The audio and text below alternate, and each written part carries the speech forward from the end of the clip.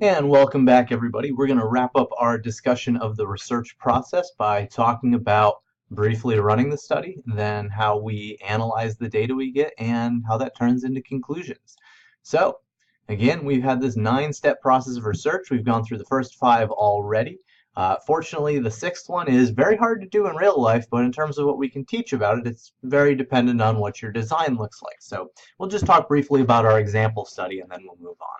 So, in our example study, Zhang and Liljenquist, again, measured the effects of immoral thinking on the dependent variable of feeling dirty, which was represented by preference for a personal cleaning product. Their sample came from college students in an introductory psych class. Participants were randomly assigned to see one of the 2 prompts you see in front of you. So a couple of things to note about that. First is the use of random assignment to put people into conditions. And next, notice that these prompts are absolutely identical except for the single underlined word. One of the important things about research design is to equalize as much as possible between your conditions. Here, they didn't want a lot of moving parts and different phrasing that could possibly influence people's reactions, so they made it absolutely identical and made the minimum change that they possibly could, changing that word unethical to ethical. Crucial part of good research design. Then for the dependent variable, they were given a choice of gift for participating. It's not a great set of gifts, but you could get either a hand wipe or a pencil. They had pre-tested these to make sure that they were equally appealing. They wanted to make sure there wasn't an existing preference. And of course, what they wanted to see is, did the people that remember the immoral thing, were they going to show preference for that personal cleaning product? So that's our conducting the study step. And now let's talk a little bit about evaluation and conclusions. So step 7 is the one we're going to zoom in on for basically the entire remainder of the course. Make sense of the data you get.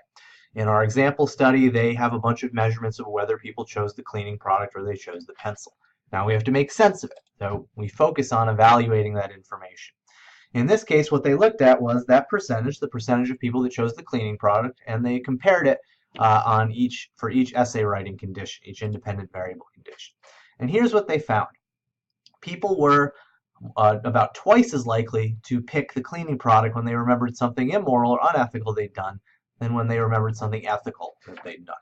Seems like their prediction was supported, right? Not so fast. Here's where we're going to introduce one of the big challenges of the semester, one of the big problems we have to figure out. And we're going to spend the next several modules figuring out how to solve that problem. It's going to be a long-term one. Ready? Here's the thing. Even if the independent variable of what sort of memory people had no effect whatsoever on the dependent variable, even if thinking about something immoral had no relation at all to any desire to clean your hands or anything else. Even if that was true, your conditions are still going to be at least a little bit different from each other. They're not going to tie. Just pure chance says they're not going to be exactly equal. There's always going to be a difference there, almost always. So here's the problem. Where do the differences that we just kind of shrug at and say, oh, that's just a fluke, it's just, random chance, where do those small differences that don't mean anything stop, and where do the big meaningful differences that, again, tell us something about the populations begin? That's the million-dollar question, and again, the big focus or the remainder of the course is going to be on building a framework to do that. So if our conditions are almost always going to differ, no matter what, whether your hypothesis is right or not, we need a framework. We can't just eyeball it and say that looks big enough. We need a consistent framework with very clearly laid out rules that separates differences that we consider important from differences that we consider unimportant or inconclusive. So again, figuring out how to put this framework together is the biggest emphasis of the first half of the course. This is a huge for future service here. It's really, really, really, really important. So the focus on piecing together these statistics we're going to be learning about over the next several modules is figuring out how to make that distinction. How big does a difference or a pattern of results need to be before we say that it's something meaningful, something statistically significant? So the first half is putting that framework together. The second half is just running that framework in different contexts for different types of research. So we're going to put these pieces together as we go, but a little sneak preview. One of the biggest bases is the probability of the result. We have ways of calculating how likely it is that any differences we see between conditions are due to chance. If there's a high likelihood it's due to chance, that's probably a fluke. If there's a low likelihood, we say, okay, it's not impossible that this is a fluke, but we're confident enough that we think this reflects something genuine about how these variables relate to each other.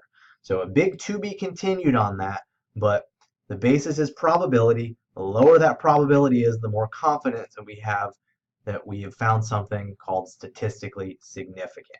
Again, we got a lot of steps to go before we get to this point, but this is where we're going. This is the big roadmap of an essential part of what we're going to be trying to do in this class. So keep your eyes on the prize. Keep this in mind as we start to introduce some of our next material.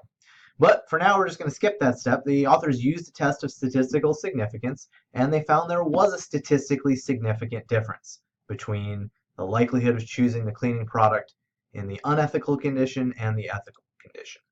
This is a form of what's called hypothesis testing, and if you check the syllabus, you can see that's an upcoming module, but it's still a ways in the future. So then they found a statistically significant difference, so they concluded again that feeling immoral, threats to your moral being, as they called it, make people motivated to clean themselves. And they believe, even though they didn't measure it, this is to reduce negative emotions that are brought about when we remember immoral things that we've done. Here's a very important thing about drawing conclusions. Stay away from what we call the P word, which is the prove word when describing research results.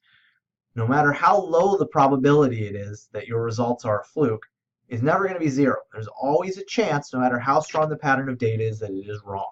So we describe findings in terms of the amount of support or the amount of confidence that they give us in the hypothesis. They can give us a lot of support, but it will never be 100%, and it will never be 0%. There's always uncertainty baked into the process. So if you can never actually prove your theory or your model, how can you build support for it if you're never going to conclusively show it's definitely true?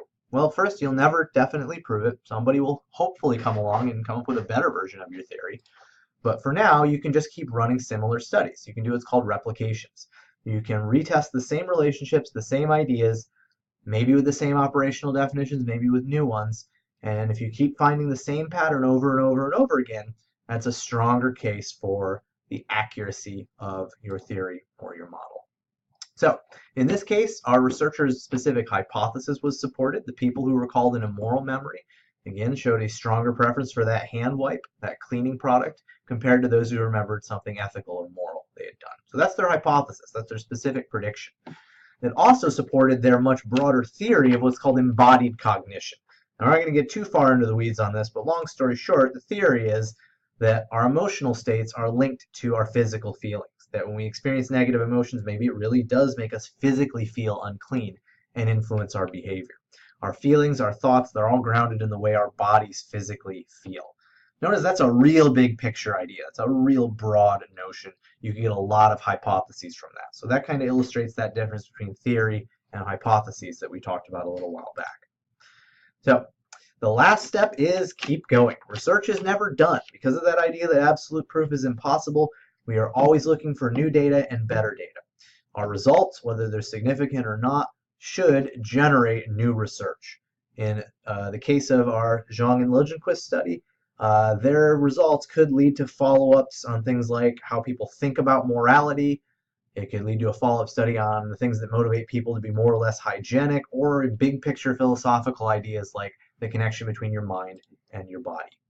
So, at long last, that is the end to our description of the research process. Next up, we're going to wrap up Module 1 by talking about validity and reliability. And I recommend you go to validity first. See you there.